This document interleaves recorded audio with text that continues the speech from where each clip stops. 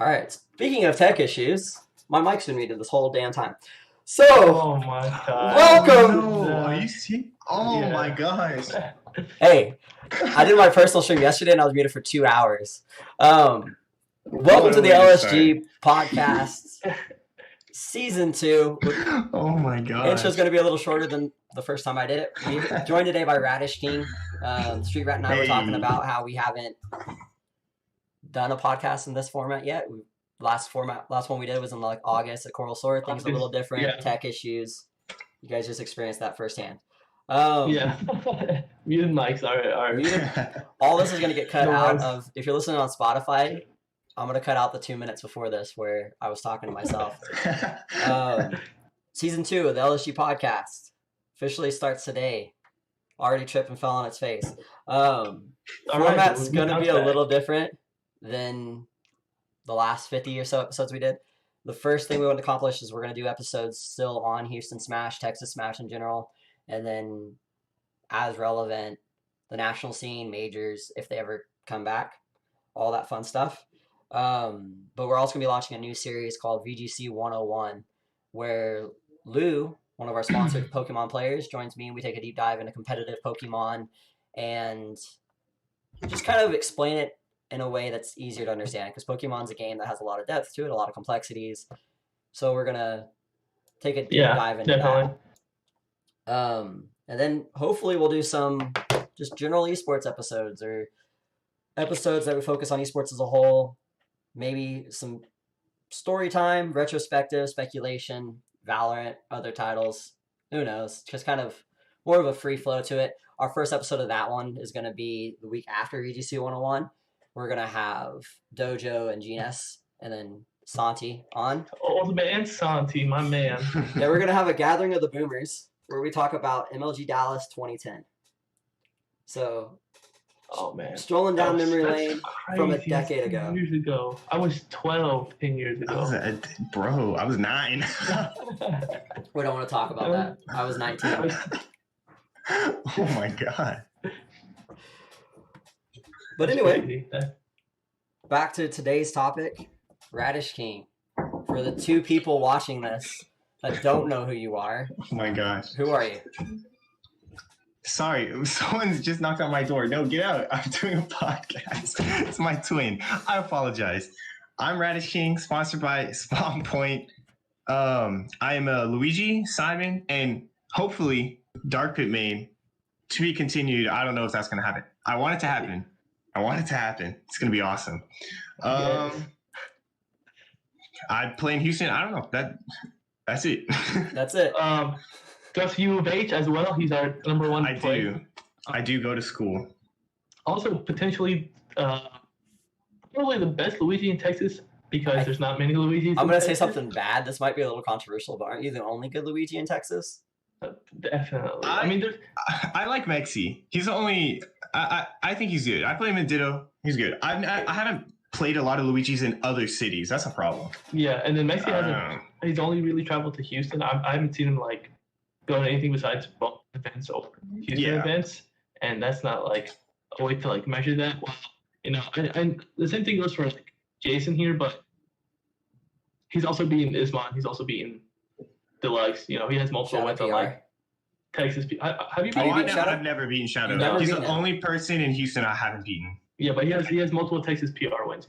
Or people who were Texas PR at one point. I could have swore you were taking a game on Shadow, man.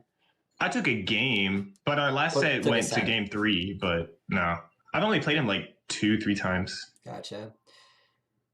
Let's talk a bit about your history with the scene, because you kind of last year, towards the end of the year, you came out of nowhere, did really well at a couple playing with fires. Everybody was like, "Who the fuck is this guy?" Wormy and Street Rat introduced me to you, and now you've kind of blown up. So let's talk a little bit about how do you feel about all that. So it's a funny story. I did actually play Smash 4. There are a few people who knew me from Smash 4, like Jumbo.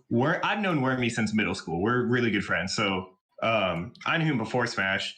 I think Krebs probably knew me a little bit, but I went to 6 tournaments in the entirety of Smash 4. I still play Luigi. I wasn't super good. I think, yeah, I wasn't like winning tournaments or anything. But then when Smash Ultimate came out, I was just playing it like at my school, playing with my friends. I knew I was good. I would play like with my brother, and we were both like getting better together, basically. And the main reason I didn't go out to tournaments before the summer was just because it was my senior year of high school. I was busy. I was super involved in high school, so I had no free time at all. Which is fair, yeah.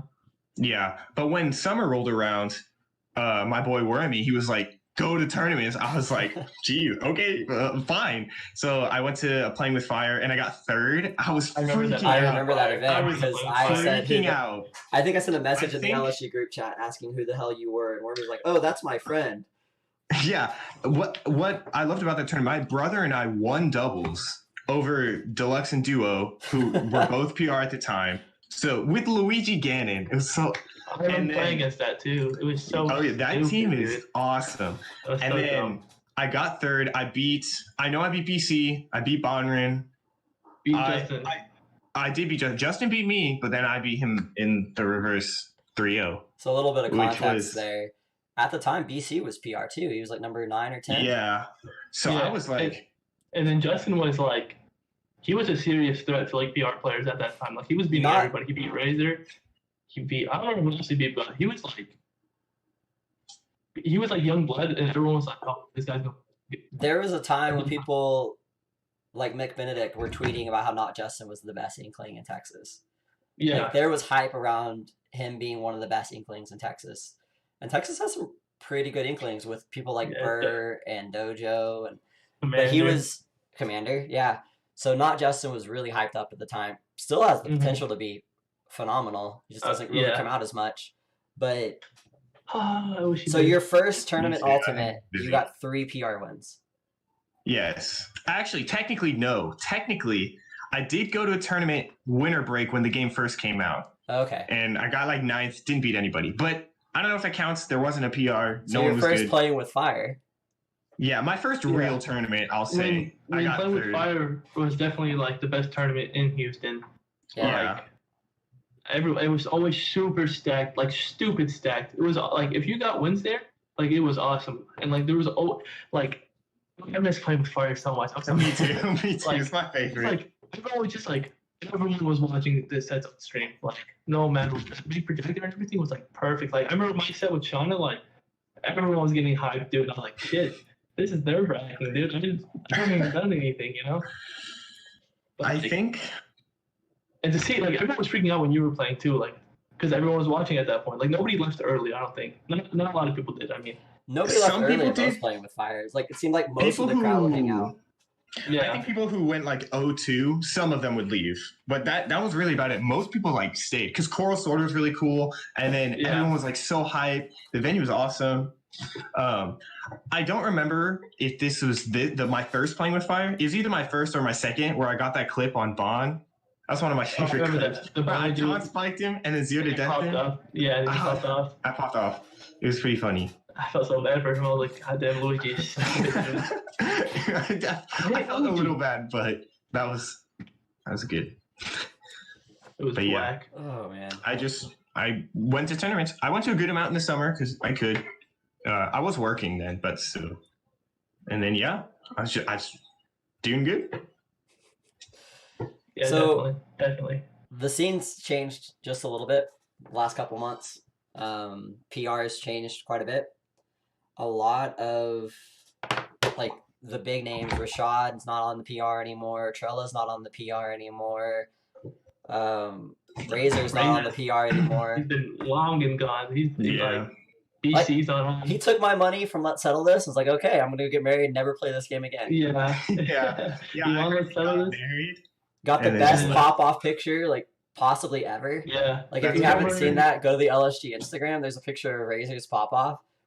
Shout-outs to Tram. One of the best photos, I think. Like, one of the best esports photos I've seen. Yeah. Excuse all the bias from my event. Picture. But, he won that over Grayson, who is now, like, honestly, I think right now is probably, like, number 2 in Texas, I think. Or... He was on track to being like almost, I'm pretty sure, number 1 in Texas until, COVID happened. Right. Grayson's insane. Dude, yeah. His run at Frostbite was pretty nice. Yeah, 25th, I think. That's amazing. Yeah. And then I think let's settle this. Rashad got third, right? He lost to Grayson, I think, in losers. He lost to Grayson in losers. I don't remember the placement exactly, but that was definitely a fun event. But Razor just kind of took the prize pool and dipped. Yeah, he actually did. That's crazy. So that was July, since he's been. I don't want to use the word relevant. Like, relevant's the word that comes to mind, but since he's been active. Yeah, that's definitely because if he wanted to come back, he would come back and be PR again. Like, I think so too. It was pretty crazy to me that both the best snakes in Texas, I would think, Avoid and Razor, kind of quit at like the same time. Like, they took a break. Where I think Razor, he's I don't know if he quit, but he's gone. Yeah. And then Rashad too, he kind of took a break. I didn't see him go to like anything for a good few months. I was like, what? Like, why? It's crazy. I don't know what's happening. But shout outs to Kid. He just confirmed, Avoid lost 3 out of Grayson in losers finals. Oh, thanks, Oscar. Where they put Big House, and that's when he beat him. He beat him at Big. Rashad beat Grayson at Big House. What kind of offense, dude? You go to an S2 tournament out of state and you play your fellow in-state kind of bracket demon. Texan. Yeah, that was so sad. You hate to see it. It happens. Yeah, it happens. But the PR faces have changed. What are your guys' thoughts on the general skill level for the Houston PR? Like, if we took Houston PR now versus like peak Houston PR with Trella, Razor, Rashad, do you think the skill level is comparable, or do you think? Sadly, no. No, I think top 5 now, maybe even top 6 with Side, could definitely compete. But in the prime, like, it'd probably be a wash. Like, they still have Shadow, they still have Isman. Right. They had Deluxe when he was playing.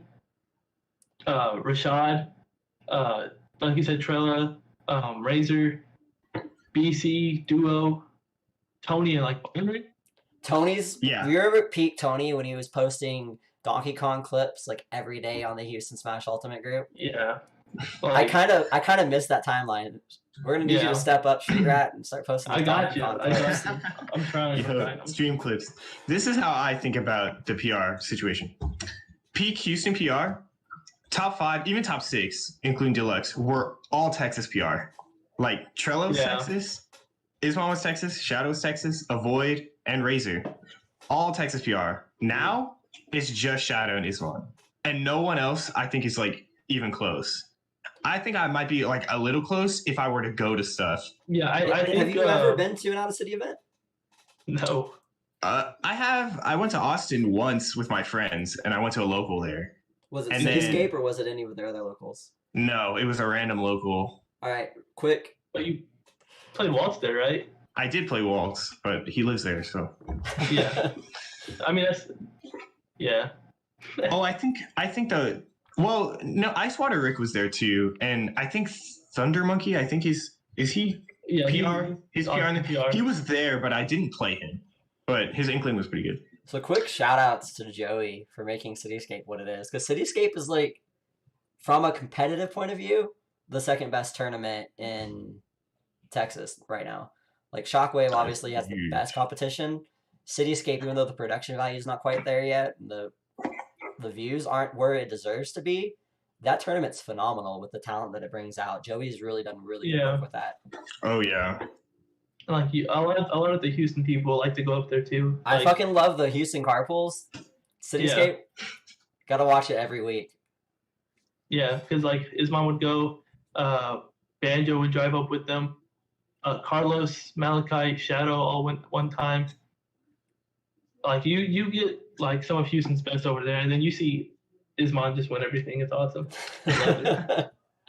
I love Shout out to the boy. Shout out to the boy. We love Isman. Is that the timeline where Isman's just the king of Texas?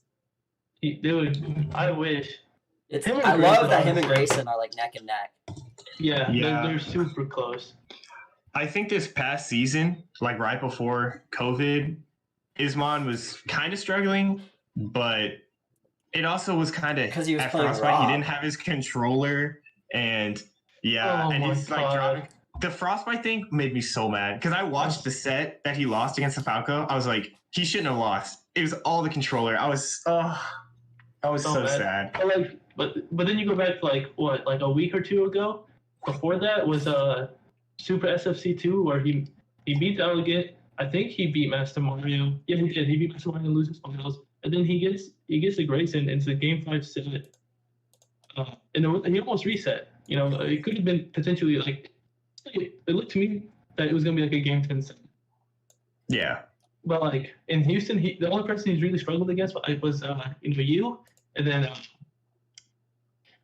Shadow. Like against Shadow was really bad. His record was terrible this season. He like flipped from the last season, because like last season Ismail was up like 7-1, 7-2, something like that, and then this season Shadow was up the same amount. It seemed like 2 seasons in a row where Ismon did really well against Shadow. And then this season, I was shocked when I saw the PR come out and he wasn't number 1. I was like, what happened? Then I went to the data and it was kind of shocking.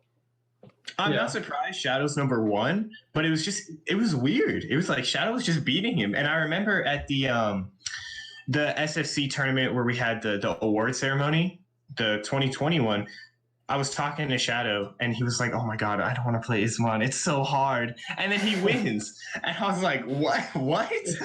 Like, no, Shadow's definitely stepped it up. I think what happened is his performance at Genesis like really boosted his confidence. 17th, like an S tier. Yeah, like I think what happened there was just like man, I'm a really good player. Like I can beat anyone, beat him. Like he's not scared to play. I think, and that's really good for him because he was a phenomenal player. Right. I think, like you said, he was scared to play Ismon, and you shouldn't be scared to play anyone. You should just, you should be wanting to win, and that's it. Like, oh, let me just beat this guy. I know it's gonna be hard, but I shouldn't be afraid. Yeah. No, they've definitely stepped up. So we're going to dive a little bit into the players. I think we covered Shadow and Ismon pretty well because it's obvious 1 and 2. Street Rat just spit out the reason why they're 1 and 2. We know. So we're going to dive into you a little bit because you're number 3 on the PR. Yes. Personally, I see it. Like, you're a great player. You don't have as much experience as some of the other people in PR, but you still you have the results. There's a little bit of drama around your attendance, not attending all that many events. There was definitely the talk about, do you deserve to be number 3 on the PR? I wanted to get Street Rat. I wanted to get your perspective on it because you were part of the discussion. You were on the panel. What was your perspective on putting RadishKing 3rd? Okay, so first off, let me talk about the attendance thing. COVID really just screwed everyone over, Like it sucks that we had to end the season like 2 weeks early. That gives if those 2 weeks were still available to players, that gives Radish another at least 10 tournaments to attend if he wanted to, right? But it sucks that happened, and I agreed. Like Victor's made a good point that he could have attended tournaments earlier, and that's true, but.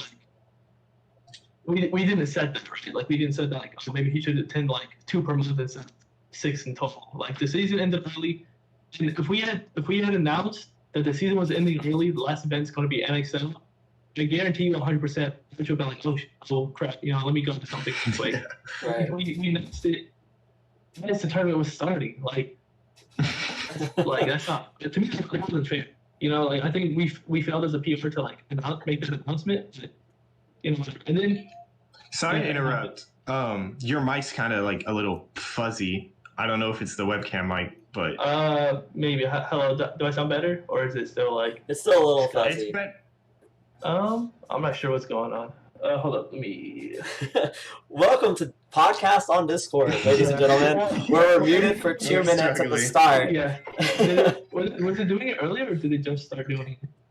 It was doing it earlier, but it wasn't as bad. But now it's kind of hard to understand. Yeah. Maybe how do I sound now? If I just lean back a little. It's clear. Like, I know what you're saying now. It was not cutting out. Yeah. Okay. Maybe it's just a little too close. Yeah, maybe. Okay. CB in YouTube chat says that we're all wrong. He's the best Luigi. I believe it. I want to see it. Money match. Money match right now. CB on YouTube. I'm not sure who that is. I feel bad. I don't know who that is. All right, we'll do a first to 10 money match next Thursday. Stream here. Oh my goodness. Okay, so back to Radish's ranking. The third. Was third justified? Maybe he could have been fourth. I think Bonren had a really good season. I think that's a really good transition. Fucking Bonren. The comeback goes from barely on the PR, not on the PR at all, and he's a fucking god again. Goes body Salem. Destroys Salem. Destroys Salem. Yeah, he was not close. And then he, compared to the rest of the PR, had the best record against Shadow. Like, it was really impressive. Mm-hmm. To get a win off of Shadow in general was very hard this season because he didn't lose anybody besides he lost to Isman, and he lost to Sai, and then he lost to Deluxe. He had 3 losses, I think, this entire season. Now, correct me if I'm wrong, Deluxe is the only person that beat Isman and Shadow, right? He was the only person with a win on both? I don't think Isman played. He beat Isman. There was one person. Was it Sai that had a win on both? I think so. It might have been Sai. There was one person on the PR. Isman win, and yeah. I think so. I think that might have happened. I had notes with all this on it, and honestly, I lost them. I have to check. Yeah. But, 3 or 4, it could have been either Radish, it could have been Bonren. If you flipped them, honestly, they were so very close to each other. Maybe Bonren should have been third, but, I mean, it's been decided. And even then, like I said, the season was cut short, and that sucks. But I definitely believe that, if Radish had gone to a tournament with Shadow or Isman in attendance, he definitely could have gotten a win on either of them. Right. Right, but that's hypothetical, which isn't fair, really. But that's just my outlook on it. And then, but yeah, Bonren just, like I said, amazing season. A phenomenal season, dude. I think he's back. The Zelda buffs, I'm just, the Zelda fucking god. Yeah, the Zelda buffs didn't change the character, but it definitely, let Bonren, explore the character more again.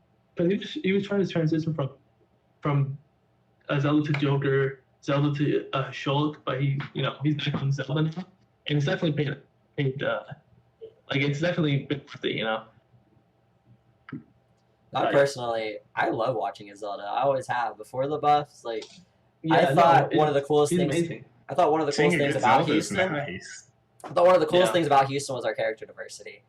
And then Bonren goes and starts playing Shulk and Joker. I'm like, no, please. Don't do that. We need Zelda. And I respect it because it is hard playing a mid-tier character, low-tier character all the time. I understand the struggle and wanting to pick just a broken character. Let me pick someone who can come back whenever he wants with Arsene, Right. But then moving on to Deluxe. Deluxe. So the main question I wanted to ask you guys about him, because Deluxe is, I think, undisputably right now, I think he's top 3 skill level wise. Just pure ability and game knowledge, I think Deluxe is undisputably number 3 right behind Isman and Shadow. Obviously, a PR doesn't rank skill level, it ranks your performance over a course of a season. Mm-hmm. Do you think the fact that his work schedule makes it difficult for him to attend events that aren't spawn point or are not on the southeast side of town, do you think that negatively impacts his 100%. Seasonal results? Oh, yeah. I mean, because, if you're playing against Rai every week, okay, you beat Rai, but where's your win on Isman? Where's your win on Bonner? Where's your win on Shadow, he did get a win on Shadow, but it's only because Shadow drove down to spawn point. His sample size was very small. He would beat Malachite, he would beat RadishKing, he would beat me, but those wins aren't amazing. Malachite's a good win because she's PR this season. But me and Salt King, while we're top 20, top 25 players in Houston, that doesn't matter. You want your top 10 wins, Mm. And so like his sample size was super small. Like he didn't play against anybody. And I think that like for me, that's definitely going to hold you back. Right. Oh yeah. I mean, he doesn't even get the chance. Just as you said, like how is he supposed to prove it? Get higher in the PR if he's not beating anyone. If you can't prove it, then I don't see it. Like that's why Radish was so high, because even though he only attended like what was it 4 events, he won 3 of them and got like top 5 at one of them, I think. Yeah, I got 5th. Yeah. And my only losses the entire season were PR players. Yeah, it was Shadow, which also helped. It was Shadow and Carlos. I did drop 1 set. It was a bracket reset to Cyanide, but I won the tournament still. Yeah. But... And size number 6 on the PR. Yeah, exactly. So it's like no bad losses. Yeah. And then really good wins. Yeah. Like it's definitely like your sample size. Both sample sizes were small, but your sample size was definitely a lot better. Because like yeah, all the good players. Like if we both catch like 3 fish, but mine are ginormous and you feel like anchovies, so nobody cares. So it's better to go to 4 events if the wins are relevant than go to 20 events, win them all, but have no notable wins. I agree. Like people were arguing for Hobo Joe to be HM and like, oh, he's won tournaments and stuff. And then you go look at the tournaments and there's no one in attendance. Like there's no notable names. Like his best win this season was Carlos, and Carlos did not have like compared to last season, his season was not that great. Like it was an okay season. Right. That's just my opinion. That's how I see it. Yeah. No, I 100% agree with you. I don't agree with you should go to the least amount of tournaments as possible, which could be a little bit hypocritical because I didn't go to a lot. But I think you should go out more, and there should be more of a reward for people who do go out more. But just as you said, if you go out to a ton of tournaments and beat no one, you shouldn't be put over someone who's beating the best people, even though they only went to a few tournaments. Yeah, I agree. So, yeah, it definitely just depends on the sample size. That's fair. Thanks, Vincent. I'm your biggest fan. I look forward. Vincent. I'm looking forward to our next full season. Definitely. Like, it's gonna be good. Everyone's getting out of quarantine. Everyone's playing. It's 2021 season 1. You're gonna see Jumbo come out. You'll be like, huh? Jumbo getting 3rd at a Wi-Fi tournament. Like he's in the group chat saying, "No, I don't play anymore. I don't play anymore." And then he's a Wi-Fi warrior. Like he's always a Wi-Fi warrior. He had that season where he popped off, but like before that he was a Wi-Fi warrior, and then afterwards. Right. Shout out to you. Playing with him. What's up, Hugh? If you would have been PR if you could have gone to enough events. I agree. That worked Smash Empire. He went to Birthday Bash, and then like maybe 1 respawn. He went to a respawn, but he only did the crew battle because he was in my crew because you weren't in the crew. You're supposed to be. I'm sorry. I fell asleep.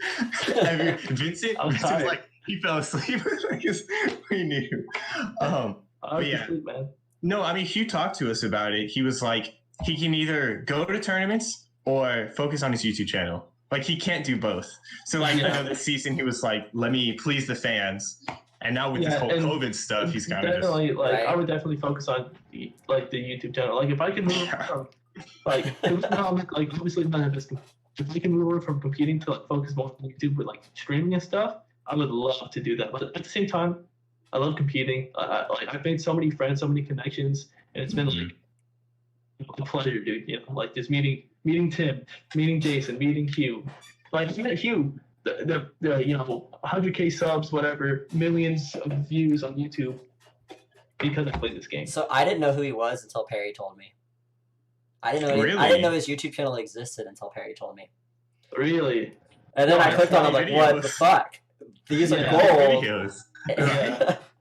Bro, I remember when I first saw one of his videos, I was like, oh, this is awesome.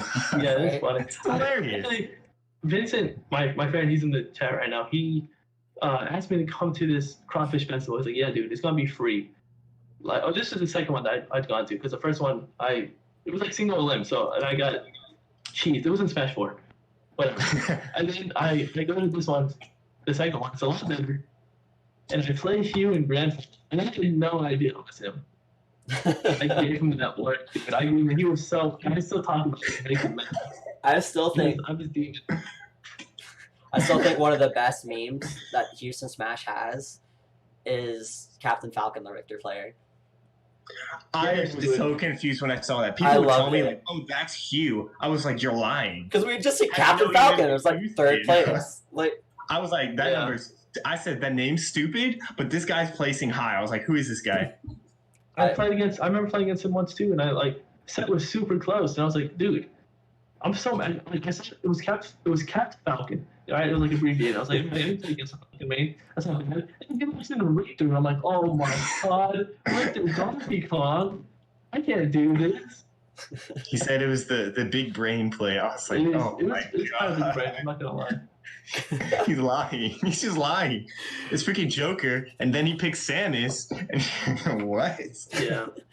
all right, but back on track just a little bit. Our next two Right. players are my personal favorites. No bias Yeah. whatsoever. The Not at LSG all. boys. First, we'll start with Cyanide. No bias. So, Cyanide? So I love Cyanide. Love I that. have played him so much in Ultimate now, and every time we play, he's gotten better. It's terrifying. No, When I first played him, he didn't know the Luigi matchup. He kept like full hop nair. I would up B him, he would die. And now when I play him, he like does an approach. I'm like, oh. Yeah, no, And he's edge guarding him. He's gotten so good. he's so smart when he plays, and like he likes to explore other things. You know, like he plays chess a lot, and he's always looking for ways to improve in chess. And like I don't really see him compete. Like he doesn't talk about it. He only talks about like playing on his phone or like playing in person. So like imagine how he feels about Smash. It's like something that like he regularly attends. He has a lot of friends. He's super involved in the scene. Like obviously he's gonna want to get like amazing at the game. his Dude, mindset 100% too. deserves the spot. Yeah, like I don't know. This season what did he do? He beat Shadow. He has a win on Shadow. I think it was like 3-1. He got a win on Radish, which is really good. But I'm pretty sure he got the win on Islam as well. And then he like didn't lose anyone below him. Maybe So- like Oh, he beat Hugh too. Just a And he was quick, PR at yeah. the time. just a quick aside on that Shadow win. So, Sai's a part of LSG. He's in the group chat. He's a good personal friend of mine. He's somebody I talk to probably more than almost anybody in the scene. Like, I talk to him so much. So there was a set. I watched Shockwave. I watched like 5 or 6 tournaments a week. But Shockwave was one I never missed. And it was Eclipse versus Lima. I texted Sai like 5 times, like, hey, you need to watch this, you need to watch this, you need to watch this. He tunes in, he watches it, he fucking dissects it. He watches the VOD a couple times. He blows up my phone talking about how much he's learned about the Greninja versus Bayo matchup, saying he's going to beat Shadow next time they play. That was on Wednesday and Thursday. We're talking about this. Wednesday we watched it. Thursday we're talking about it. Friday he goes to NXL, and what does the madman do? Gets a win on Shadow. like dude is smart. Like he is yeah. smart. The kid, he's amazing. Like there's not much. I don't know what else to say. He's great. He's so good. He 100% deserves a spot, and I think the only thing holding him back is he had like a few bad losses, I think, or just not high tournament placings. Right. Yeah. It's just like because there was like some tournaments he would like not even get top 12 or something, but then he would win other tournaments. It's like kind of scattered. Yeah, it was all over the place. The man's insane. So good. Do you guys think he's the best Grin in Texas? Before him it was High Bay, right? Eclipse in Dallas. Oh, Eclipse, duh. I don't know. I don't know Eclipse's results. He lives Yeah, I in don't know the either. He's DFWPR like top 5. Yeah. Oh, I did see Right now. that. Okay. I would probably say Eclipse because currently DFW is probably the strongest region in Texas, and for him Yeah. to be like top 5, I think he's like number 3, right? Like that's kind of a big deal. Right. I think he's number 4. I think it's It's top 5 Lima, somewhere. Grayson, Austin is top 3. Oh, right, they're all there. Yeah. I think he's 4. What? Besides did something like really good this season. I don't know what it is. There had to Sai, be. What did he do? Who? Sai. He did only something person like. to get the Ismon. No, I'm looking at the results right now. He didn't get a win on Isman, but he did something else. No, but what? I don't. I'm gonna look at the like the reasons. I will come back to that. We're gonna talk a little bit about my son. Yeah. My son Nico. So Nico, when he came to I'm gonna tell the Nico origin stories. Nico went to some event. Rashad happened to be there, and Rashad's like, "Holy fuck, we can say fuck now because we're not on the Coral Store Twitch." I hesitated, but we can say fuck. I was like, I was trying not to curse earlier. So Rashad goes, "Holy fuck, this kid is good. This kid is insane." And it was his first tournament. He got like 3rd or 4th. Yeah. So Nico's only been competing for roughly 6 months ish. Mm-hmm. Like, he's a Wi-Fi warrior, but he's only been competing for about 6 months. So Rashad texted me and asked me if he can use his sponsored coverage for Playing with Fire for Nico. And I'm like, that's kind of weird, but sure, like, let's get this kid to Playing with Fire. I'll introduce him to me. Let's talk. Let's see what we can do. So he comes and he's Playing with Fire. He gets like top 8. He does okay. But the kid has really good, like, another really good mentality. Like, he just has his wits about him, is more mature than anyone his age that I've ever spoke to, because he's young. I want to say he's 16. I think he's 17 now. He's 16 or 17. He's a junior, right? He's a junior in high school. Yeah, right. So he's that age. He's a junior in high school, but that age. He has his wits about him, and he's more, like, cognizant than most kids his age. Like, interacting with him, having a conversation with him, he was very mature for his age. He came out to a couple more events, and that's when I knew I had to sponsor him. So I scooped him up. Like, he'd only been to like 3 events by the time I was talking to him and his parents about sponsoring him. Unfortunately, Final Saga got canceled, so we weren't able to send him to that. Hopefully this summer you'll see Nico at a national. We still have the flight credits. We're still funding him going to a major. Yeah. But obviously, hopefully Low Tier City Expo like still goes off, because like every year it's been getting bigger and bigger. Yeah. And so I'm really hoping that like if he's able to attend that, and you too, Jason, you need to go to that if you can. I will try my best. If COVID rolls over around July-ish, I think Low Tier City is going to be extremely huge, because it's going to be like the first S tier where everyone comes back. It's going to be so big. Everyone's going to go to it. Like, it'll be ridiculous.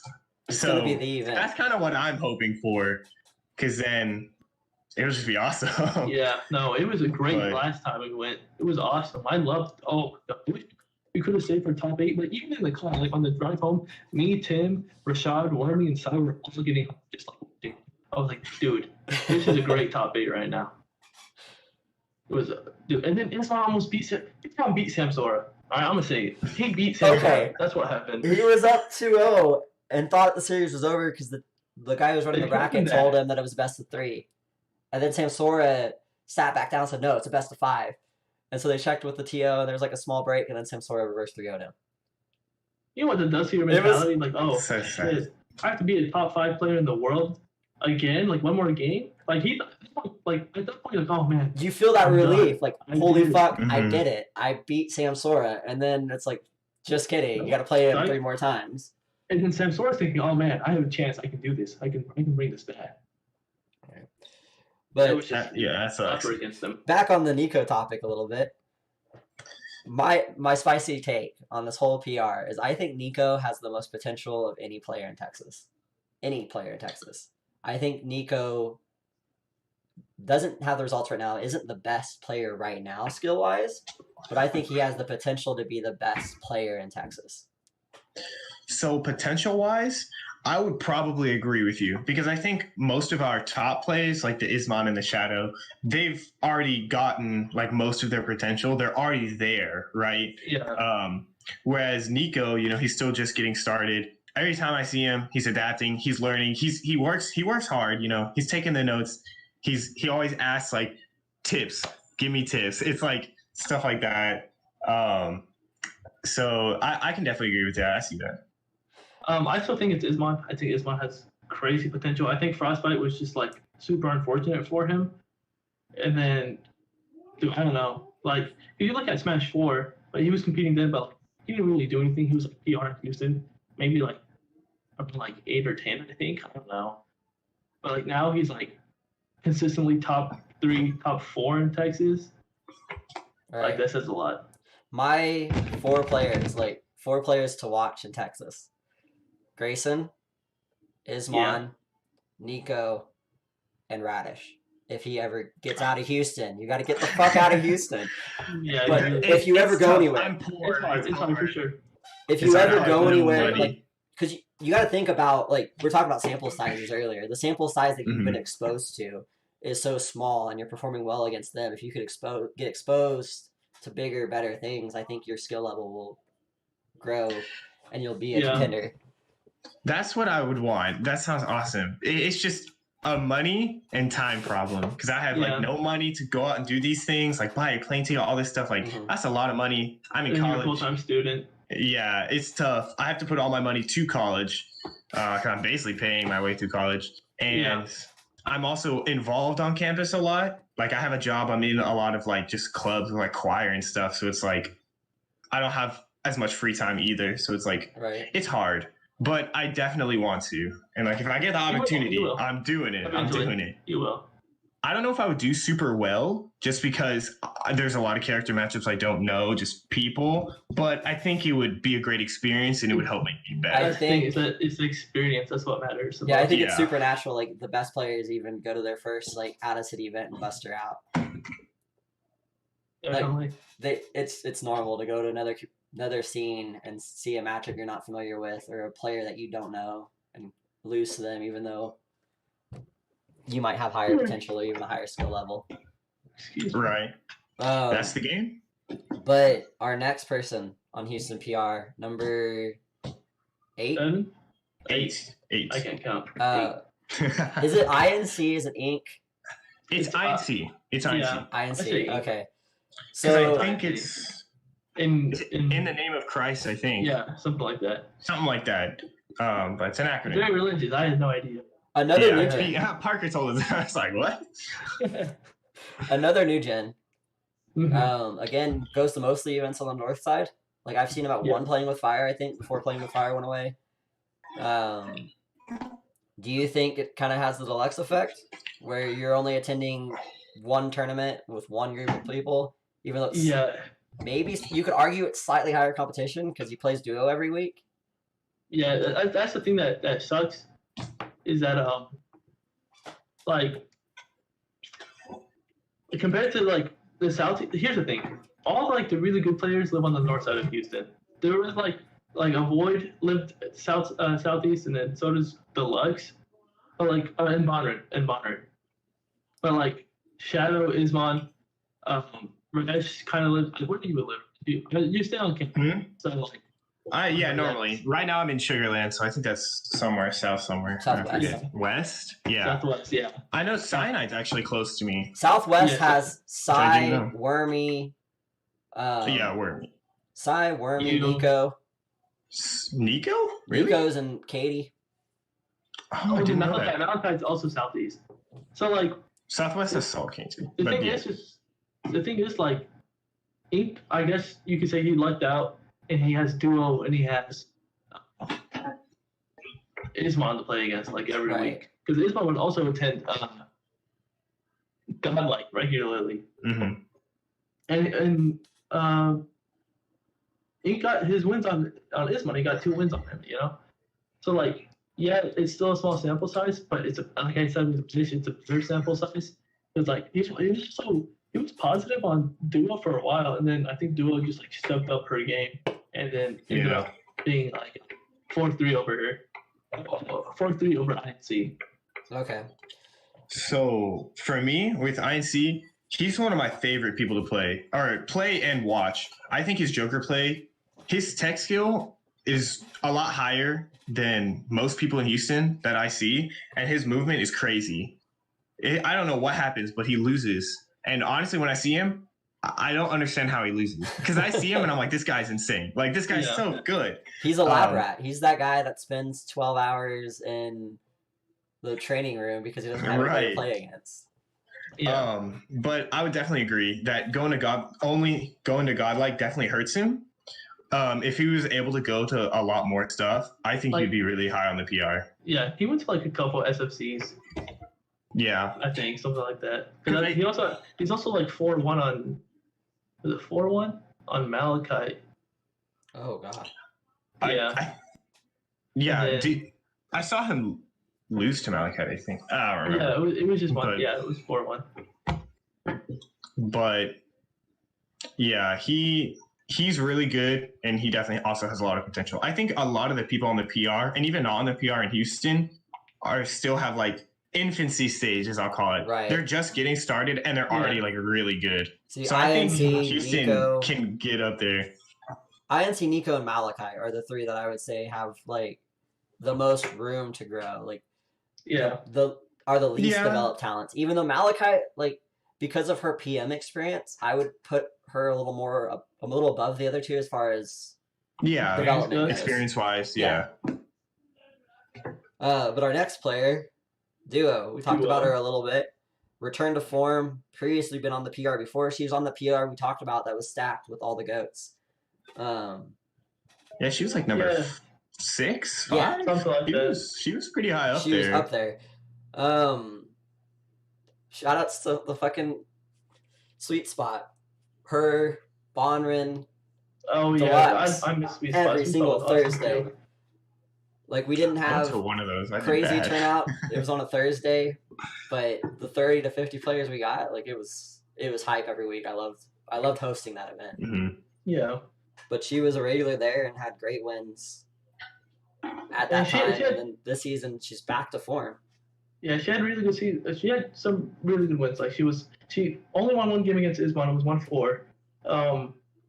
Lost to Radish, but it was only in one set. So that's another really good win that Radish has. She was 4-3 over Inc. or INC as previously mentioned, and then 4-2 over Cyanide. Cyanide, I don't know what it is. He really struggled against her. And towards the end of the season, I think he picked up again. Or I think it was flipped, something like that. I remember just like it would be like destruction, and then one of them adapted super hard. And then has a win on Bonrin, 2-0 over Nico, which is I think that's really good. And then 1-5 against Malachite. Duo despises Snake. Like she hates that character. She thinks it's I don't know what it is, but like she just always complains about the character. Yeah. When I saw Duo like this season, the beginning of the season, she wasn't doing like a whole lot. I didn't see her like place really well, but like mid-February, I think is when it was. I would see Duo like top 3, winning tournaments, like beating people she had previously been losing to for months. And I was like, what happened? Yeah. She just stepped up her game, which was really cool. It's sad that she had to move. Right. But it was really cool to see her just like the comeback. Basically, and Bonrin style, but not as big. Not at the same level as Bonrin. Bonrin's crazy. Bonrin's crazy. It's definitely there. It was definitely there. Also, the thing that held her back so much, like those, like she had like you haven't heard the wins I mentioned, but she would just like bust her. Like she would just lose to someone so random. It was so weird. Like it didn't make any sense. I'm like, why did you lose to that person? Like one time, she lost to a person named Kool-Aid Man. Like, no disrespect to the player, but like he was I remember playing against him. He was new. Like I could tell he was new. Like it felt like he was a new player in the scene, and she lost to him. And I was like, but let me rephrase. Not new as in like Nico. Like Nico came into the scene like with amazing results. For a new player. Like this guy was like 1-2, maybe 2-2 at best, but usually like a 1-2 player. And so, like, I was like, why are you losing to those people? It doesn't make any sense. Right. According to my brother, Link is a very non-consistent character. So your brother's tag is my boy Brad, right? Yes. Okay. I don't believe it. He needs to come out more. You need to like duct tape him, throw him in your cock trunk, and take him to an event. Yeah, he's a PM player. He's number 5 on the Houston PM. So he definitely likes PM a lot more. He used to play Melee, but I don't think he plays it anymore. He definitely puts PM over Ultimate, but he is planning to like he goes to Sam Houston and he's planning on joining their collegiate team, but I know he told me they're not like super good. Like he said that he's their best player, but I mean he beat their top player, so he was like yeah. But I want him to come out more. But the main problem was he didn't live here. Duh, he wasn't in Houston. Yeah, because he went to A&M and he lived up in College Station. Now he goes to Sam Houston and he lives in Huntsville. So he's only here for the holidays. Yeah, didn't he go to SFC at Coral Sword? What? Didn't your brother go to? Wasn't SFC at Coral Sword that he went to? Right before they stopped posting.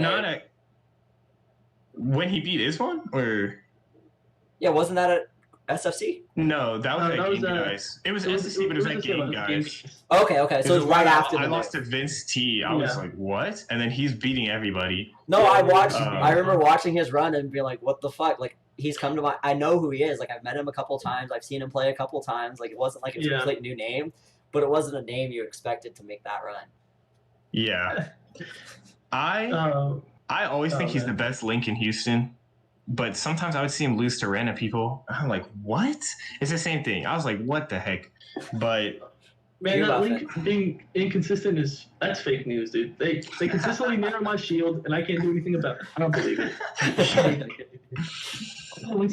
Link Nair's dumb. Young Link Nair is even more dumb. Yes. Young Link Nair is like tremendously better than adult Link Nair. Yeah, it's crazy. Like it has better frame data. It has a bigger hitbox. And it kills stupid early. Yep. Someone doesn't like it. No, right. I'm not a fan either. So from Link to Snake, we got Perry Smith from Facebook, Malachi. The Perry Smith.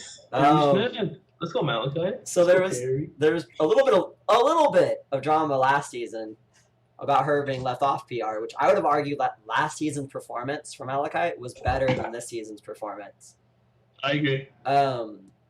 Last season, like I've said it on Twitter, I've said it on Facebook, I've said it everywhere else. May as well say it here too. Last season she was robbed. 100%. But this season she's had some.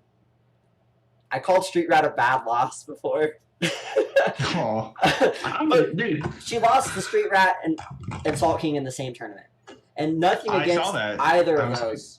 But for a PR level player, and when you're on the cusp of PR, when you don't quite have the wins to be top 5, and you have those losses, that's gonna hurt. It's rough. You're taking a hit from it.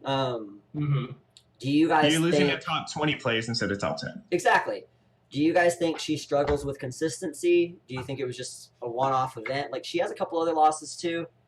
Nothing quite as notable as that event, but what are your thoughts on it?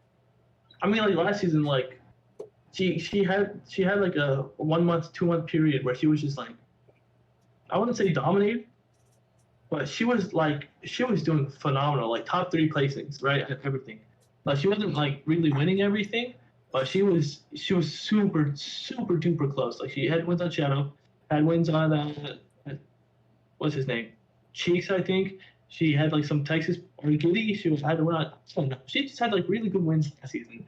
And she had wins on Sai. She had wins on Nico. Like yeah, I remember I would get nervous when the LSG boys had to play her last season. Yeah, like I would get concerned. She was and then towards the end she like lost to like Puppet, who's like that's a really random loss. Like why are you losing to that person? But like I mean that's only one tournament, right? Like she had like 3 bad tournaments last season compared to like the rest of the season where it was amazing. And then this season, she did okay. I think she had some really good SFC runs. Respawn, I somehow became her demon towards the end of it. Like I remember the first one I played, there was one time we played, and she beat me on that.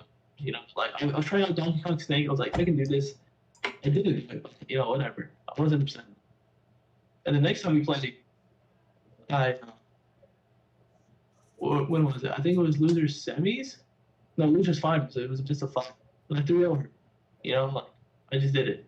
And then the next time I go to a respawn, we play in winners quarters, winners semis, I believe. And I two over her. You know, like she tried switching the chroma. I just, you know, I popped her. Right. And then we met in finals, and then she adapted. She adapted super. It was game 5. I still won. But like it was game 5 compared to like the last 2 sets were to beat. I took 5 games in a row. She adapted super hard. So do you think she struggles with consistency? Sometimes, yeah, but like she definitely has the ability to like do like amazing things. I think she sometimes. I've noticed, like, I rewatched her sets, like, sometimes her controller's messed up, and I know that's a John, whatever is an excuse, but, like, I can see it. And then sometimes I feel like she doesn't have, like, the motivation to, like, really try, which I think, like, that comes at a cost, obviously, that's going to mess with your results. I'm not sure why. Like, if you're going to compete, I feel like you should always try to be, like, your best. Yeah, sometimes you have, like, bad days, but I feel like she struggles with that more than most people. But when she's playing her A game, like, she's a serious threat. Like, it's scary to play against her. So, my opinion on Malachi is kind of weird. So, I'm trying to remember who was number 10 last season was Cyanide, and then Carlos, and then 9. right. So, I didn't really think Malachi was robbed, only because I didn't really look at the data. So, obviously, but my experience playing her, I feel bad, but every time I play her, I like destroy her. Probably because of my snake experience, but like, to me, at least against me, she doesn't change anything. I don't know. So I've never thought, like, I've seen her have good wins, and I'm like, okay, she's obviously doing something. Like at Super SFC, I lost to Commander, and then she beat him. I was like, what? But then I play her, and it's like, I don't know. It just maybe she's just bad at the Luigi matchup. But she is. I think she struggles with like the patience. Like she'll just run up to you and like try to up tilt you. I'm like, what are you doing? Yeah, or dash attack, and I'm like, no, don't dash attack. Yeah, it's so sad. But I definitely think Malachite should be number 10. I've seen her play basically everyone else who would have been contention for PR, and she bodies them, and she has the good placings, and it's like, yeah. So she definitely deserves to be there, but I think she struggles with adapting and changing. If she really has to change her play style, it's really hard for her to do so. Like, she has that one play style, she always wants to run with it. I agree. But I will say, I think the biggest reason I say she was robbed last season, I think there were players on the PR last season due to, I don't know if you want to say it's the panel, if you want to say it's the criteria that was laid out. There were players on the PR last season that personally I don't think should have even been considered PR due to their level of activity. There were guys 100%. like Trilla. Yeah, Trilla. Like, I love Trilla. Tournaments. The absolute fucking GOAT of Houston, maybe even Texas. He's amazing. Nobody's doubting his skill, but like we said about the Lux earlier, like PR is not a ranking of skill level. It's a ranking of your performance that season in Houston. Yeah, that was the thing. I was like, what? Like, I remember people texted me as soon as the PR came out, said, you should have been number 3. I was like, I agree. I was like, whatever. But yeah, Trilla being on the PR, I do think was definitely dumb, because he went to 2 locals and then 2 majors, and they put the majors into Houston PR, which you shouldn't do. Yeah, I mean, you should definitely take into consideration, like we did that for Bonrin, but they should be. So what it should be local, and then regional, and then like out of state, like in that order, on how important things are. Right. It was kind of dumb. And then I know Jumbo didn't want to be on the PR either, but I do think he should have been on it. Attendance was so front loaded. That's the only problem I have. Like, I don't agree with people that are saying. So we're gonna kind of, just so you guys know, we're gonna cover a couple of things in the second half of the script, the outline. We're kind of just gonna blitz them in there because we're running a little short on time. We're just gonna kind of concise it. This will be part of it. Jumbo's attendance was pretty front loaded, right? So the tournament he went to, like, he undisputedly did really well. Jumbo's another one of those players that he's undoubtedly skilled enough to be Houston PR. Like, he's without a doubt top 10 players skill wise in Houston. 100%. But he doesn't go to events. Like, keep in mind, he is a LSG player. He is part of LSG. Like, it doesn't matter if he's active or not. And as the owner of the org, I'm saying my player should not have been on last season's PR because of his attendance. But can you repeat that? You kind of cut out. I think it's cutting out on Discord, but it shows good on. I have some YouTube noise filtering thing on Discord, but the YouTube audio should be good. Okay. I was saying, as the owner of an org that sponsors Jumbo, I still don't agree with him being on a PR for last season. I think attendance. I don't agree with people saying that you should have to attend X number of tournaments per week or per 2 weeks. I think that's a little ridiculous, but I think that results towards the middle and end of the season should be weighted slightly heavier, in that if you don't attend any events after a certain date, I don't think it should, like, if you only went to the bare minimum and you did it all in the first half of the tournament, I don't think that's as relevant as if you only go to 4 events and they're in the last half of the tournament or last half of the time period. No, the season. Yeah. No, so essentially, like, first half is like whatever. Second half is like when things like. Second half is where people that really care about PR are gonna crunch. Like, that's when people are gonna grind heavy. That's when people are. That's when people are gonna go. Like, that's when people are gonna go to more events, and I think unless the tournaments you go to in the first half of the season are insanely stacked and you get 12 Ismon wins and 6 Shadow PR wins, like, I don't think it's as relevant getting mediocre wins during. Again, that might sound harsh saying mediocre wins, but I don't think when you're looking at people that have similar wins, I think wins later in the season are more impressive than wins early in the season due to motivation, due to stamina. Yeah, I honestly agree with that. Like you look at Ismon during SFC, right? Or SFC, the last SFC of the season, for last season, and he was on a tournament winning streak. He had won every tournament he had attended that week, and he wanted to keep that streak going. And then me, and then my boy Brad, we stopped that. We decided, I didn't want to. Obviously, that's my boy. I love Ismon. I want him to succeed. But I got that win, right? And like to Ismon, he was like, man, I really wanted to, like, just even it was already, he was number one. Like, he was gonna be number one if he got fifth place that tournament. Nobody cares. He was gonna be number one. Right. But even then, like, you could still see like shit. Like, I want to try. I have 1 week to do this. Let me do it. And then, and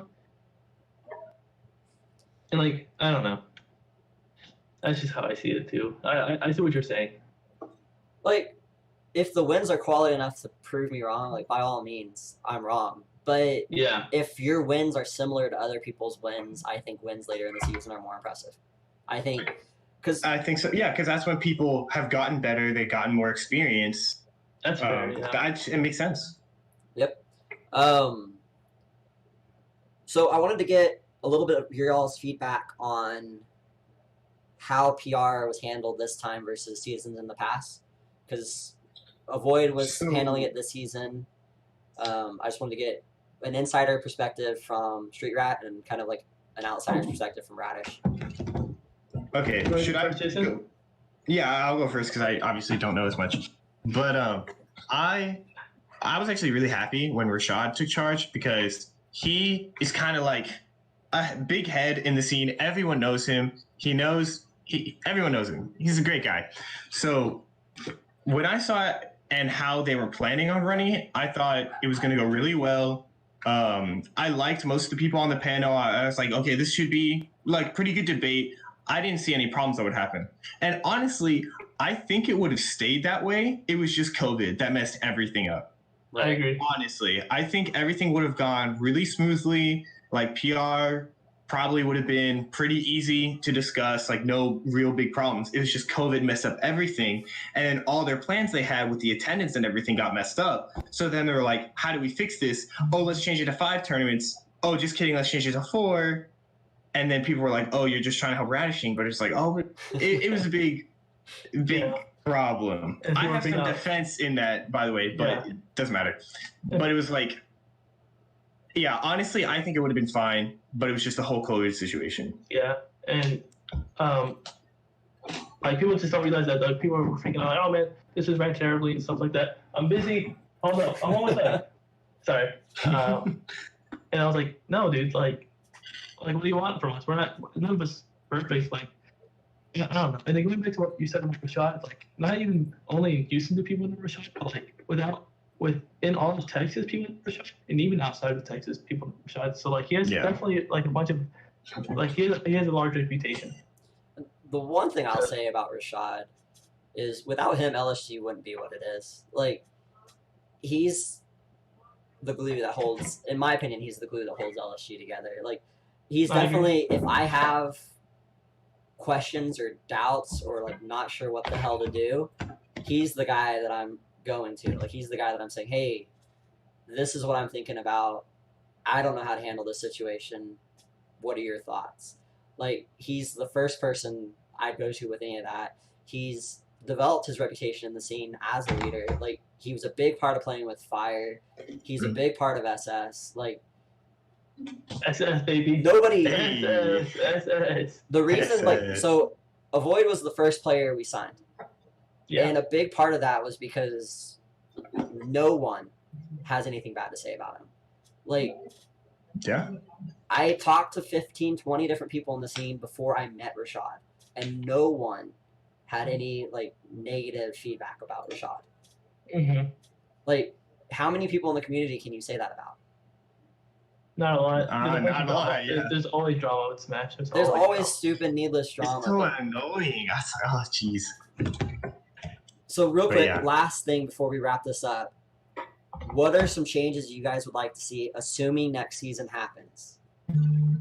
So, PR panel-wise, I would actually... I've heard about this. I don't know if it's going to happen or not. But if PK took charge, I would love that. Because I've seen him run tournaments, online stuff, anything to do with Smash. He's one of the most hardworking people and most dedicated people I've ever seen do this stuff. Like, he takes it to heart, and he will listen to everything you have to say. He's like, what do I need to fix? He's like taking notes. He's fixing it. Yeah.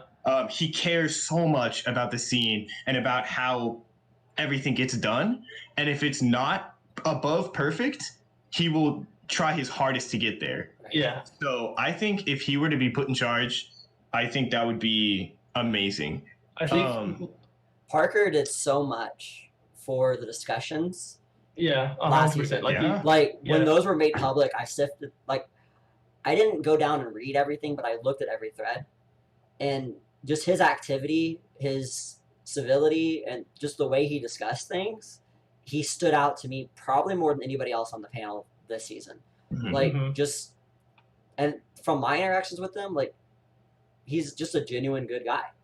Like he's genuine, he's hardworking, he's honest, he's transparent. Like what more do you want from somebody leading a PR panel? Exactly. So I think he would be the pick. Parker's amazing, and if not him, then I think this season him, Castle were like on top of things. Like Castle was always trying to, start up discussion. Same thing with Parker. They were always like going back. They would piggyback off each other.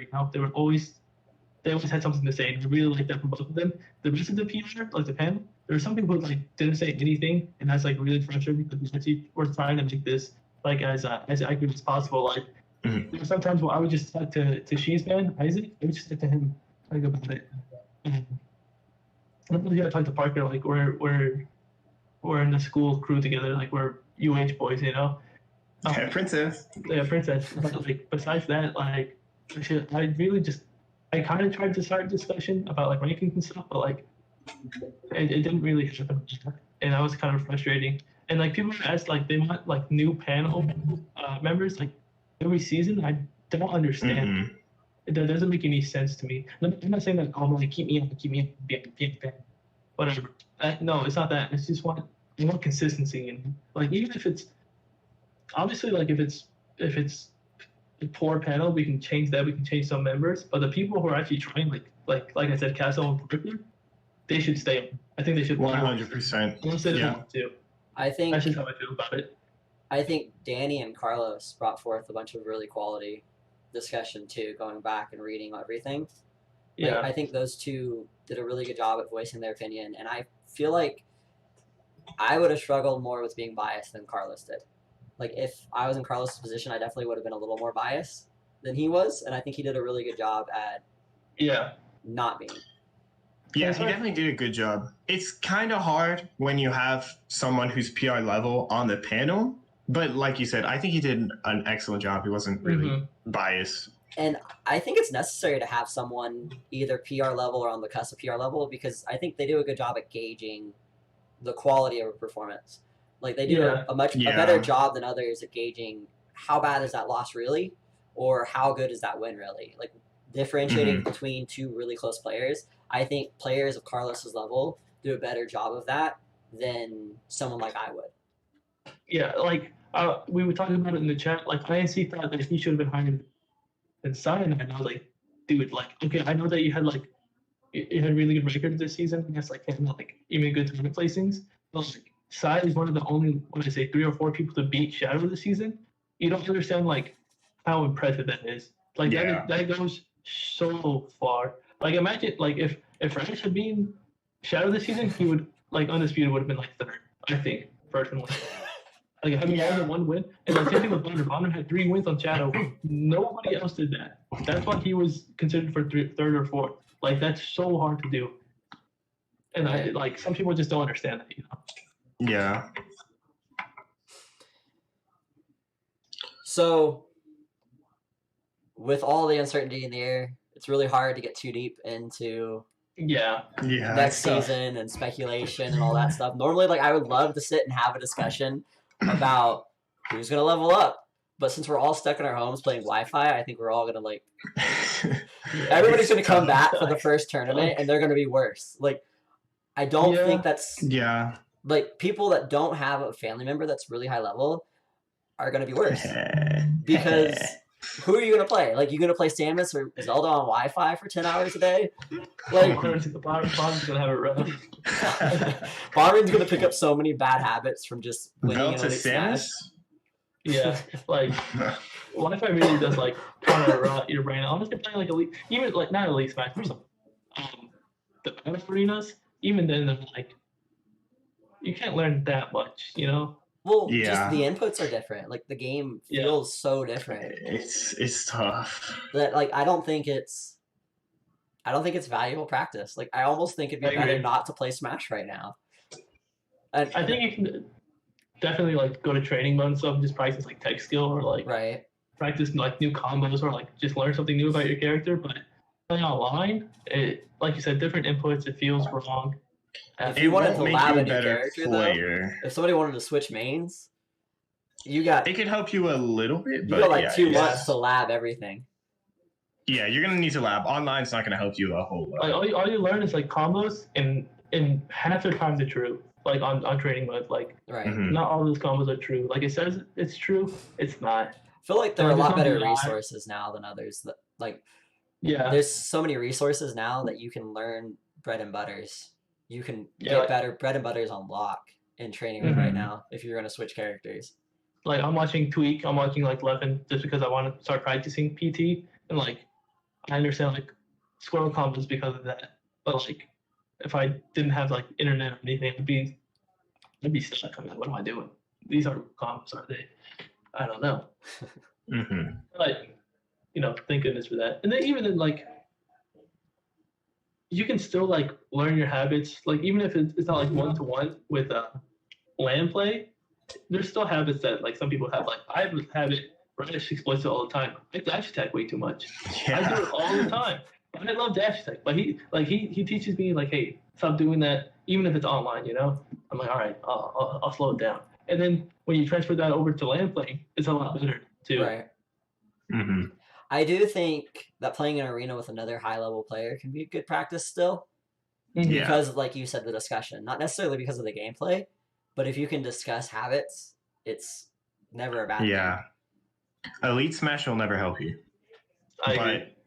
Yeah, like you said, if I were to go to play with like Rashad or something like that, that'll help.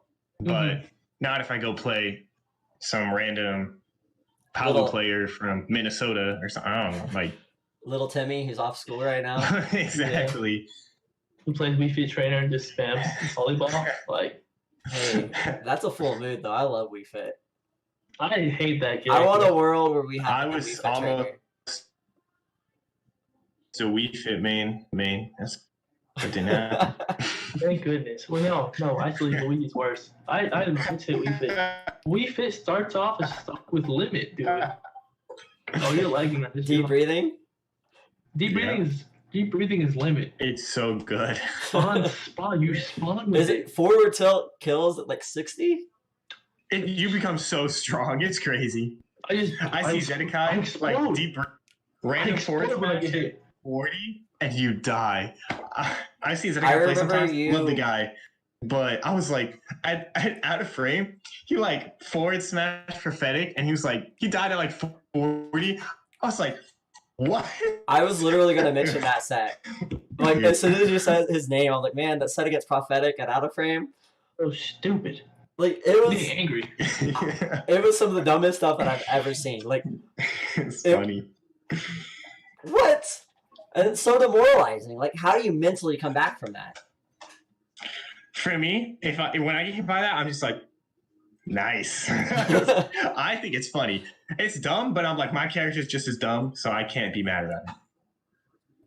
And when I die to misfire, because that always happens to me, Ismon knows my misfires are the worst in the world.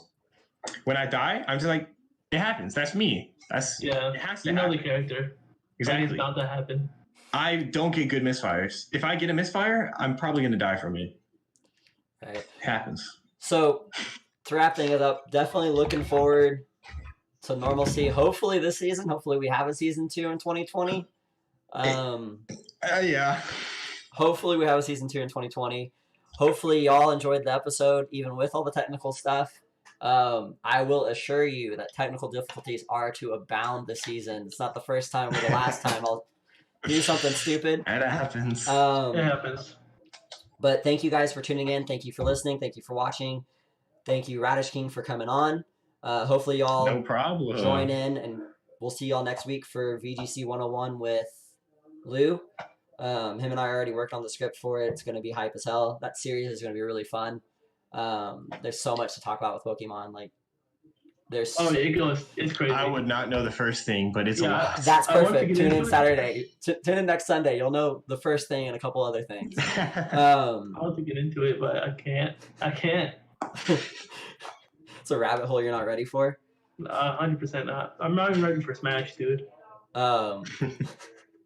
Before we go, Radish, do you have anything you want to plug? Social media, sponsors, Spawn Point? Oh, I mean, if you want to follow me on Twitter, it's just RadishKing3 because the first 2 were taken. Shout outs to, of course, my sponsor, Spawn Point, Princess, SS, my boy Wormy. Love that guy. Love that guy. HM, yes, by the way. Real homie. We didn't mention it, but HM, LSG Wormy. People were questioning that. I'm like, dude, he's so good. He has 2 Texas PR wins, and you're questioning it? Are you? Dude, I saw him beat Giddy. I was like, oh my god. He beat Giddy and he beat Cosmo. Yeah. I was like, dude, come on, bro. People were like, Hobo Joe HM. No shade on Hobo Joe, but Wormy's over Hobo Joe. Come on. Wormy's Texas PR wins. Wormy's forever slept on. Love that guy. Love you, Greg. Yes. All right. Continue your shout outs. Now that we did the Greg shout out. That it for your shout out? Your shout outs? Oh, my turn.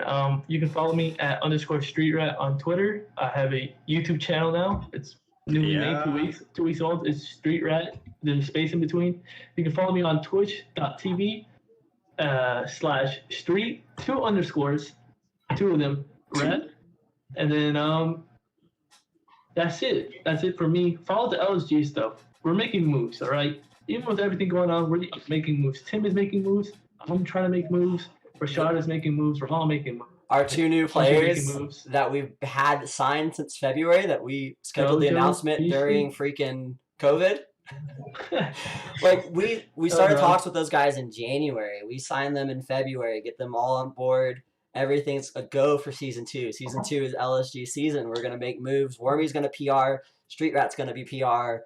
Sai, Nico. We're going to be half the PR. It's going to be Street Rat, Wormy, Sai, Nico, and Rashad's making the comeback. Like, oh, Rashad. Oh, that guy's crazy. I played against Rashad way too many times. We're not losing to any more snakes. No more Greninjas. No more Luigis. I got revenge for that. No more evil links. None of it. No more. I'm not losing to any characters. Oh, man. Except Palatino. No, I'm Yeah. We got Zai for that. Louisiana's best palu in the Gulf Coast. I don't want to think about that one. He bodied us. It was bad. That was bad, but that's fine. Whatever. That's why I'm picking up Dark Pit. You know what I'm saying? You know how everybody memes about players having their power ups, like so and so's better off stream or better when he's MK Leo's better when he's down 0-2. Zai is definitely the off stream player. Like if you ever go to a major with him, like low tier city or something, stand behind him. That man gave me a heart attack at standoff. He's crazy. The Zai versus Rashad set, game 5, last hit. 3 out of the 5 games were last hit. Every game was last stock. Like those two were the death of me at that event. Like obviously that was when only Rashad was signed, so I was like, okay, Avoid's gonna win this. No big deal. We're getting the top 8. No big deal, right? No. Zai had other plans. Like the man is a madman. But oh yeah, he's good. Enough of that real quick. Follow LSG at Last Stock Gaming. Yes. You're already on the YouTube, hopefully. If you're not on the YouTube, why aren't you? Facebook, Last Stock Gaming. Twitter at Last Stock Gaming. Instagram at Last Stock Gaming. Like, it's easy. LastStockGaming.com. I've been working on the website. It still looks horrible, but it's almost merch question mark. Merch soon. There's a merch store that's in the drafts right now. We got I'll buy merch. I'll buy some merch. Let's go. We got some sick. We got some new stuff definitely in the works. Some street hats. And then me personally, because I'm a hoe, follow me at moo_SSB on Instagram, at moo_SSB on Twitter, at moo_SSB on Twitch, where you can find me leveling on WoW Classic with my mic muted for 2 hours. All kinds of only quality content. Quality content. You can watch me kill turtles for 5 hours straight if you want. Like I do all kinds of good stuff on my Twitch. We're aiming to stream 60 hours a week every week. Hopefully we get there. This week we did 48 hours, so it's looking good. Next week we have a schedule, and we're going to be live every single day on my Twitch, and then we'll be live here again next Sunday. Real quick, shout outs to King Zaddy. Follow him. Low K Music. Oh yeah. His track was the one we played in the intro. It wasn't the one he sent me, but it's one I liked better. It's just a jam. Definitely go follow him.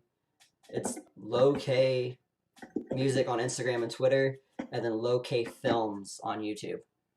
So definitely go check that out. Very cool. Follow us on Twitter at Last Stock Gaming, laststockgaming.com, #LSGwin, all that fun stuff. We'll see you all next Sunday. Earlier. All right, thank you for having us. 1 p.m. next Sunday. So no Easter schedule next week. See ya. Oh yeah. That's right. All right. See ya. Bye bye. Yes. It was fun. Thank you. Do we disconnect? I'm trying to like low key put the music on, and I'm just screwing everything up. So we're just gonna